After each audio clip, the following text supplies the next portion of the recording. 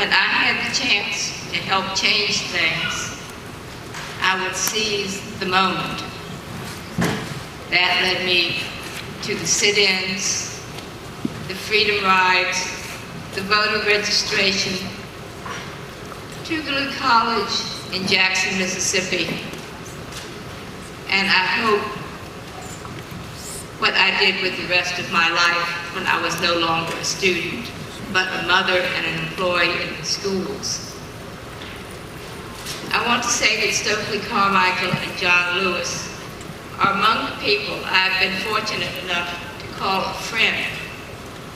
And though they were very different in important ways, if you have seen, they both were essential to our struggle for human rights. And I want to say thank you to them and to these two gentlemen who have portrayed them so outstandingly for us.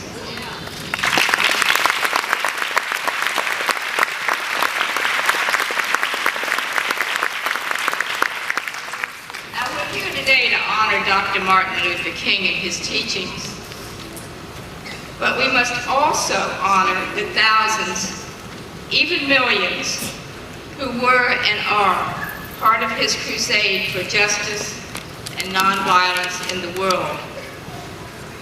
The Negro citizens of Montgomery who would not ride the buses. The children who walked through mobs to integrate public schools. The college students who by the hundreds sat at lunch counters waiting to be served. In fact, Durham was the second city after Greensboro to hold sit-ins, and Durham's own attorney Floyd McKissick's law firm took their cases all the way to the United States Supreme Court in Washington and won.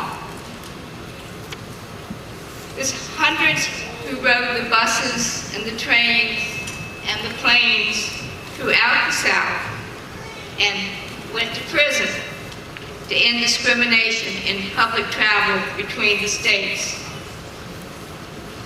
The school children of Birmingham who faced dogs and fire hoses.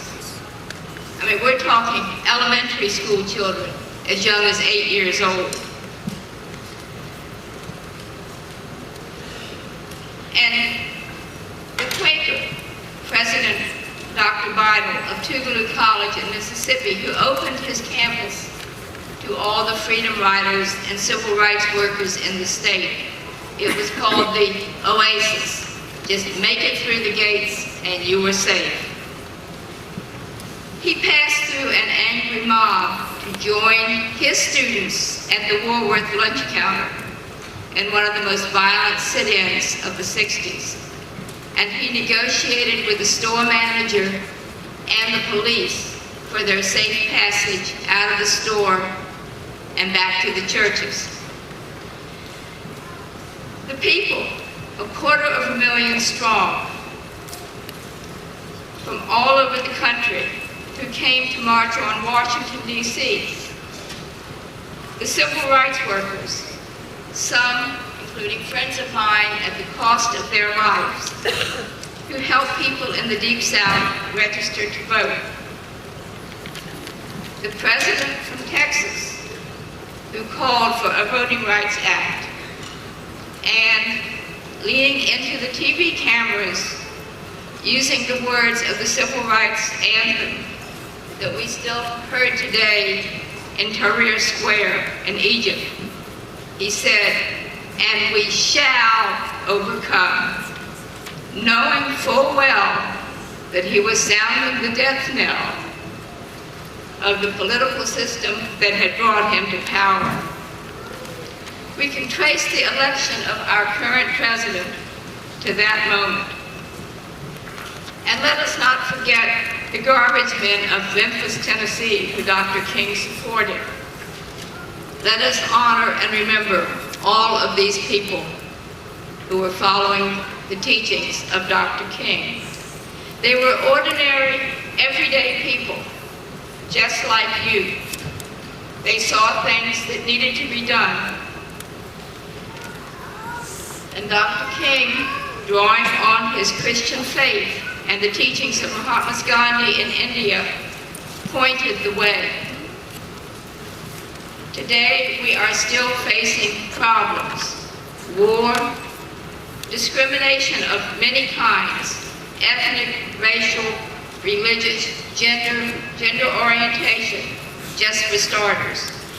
We face poverty, healthcare issues, and much more. And you, today's students, are the future. Learn from the past. Be inspired by Dr. King and apply it to your own life. And march on until victory is truly won. Thank you.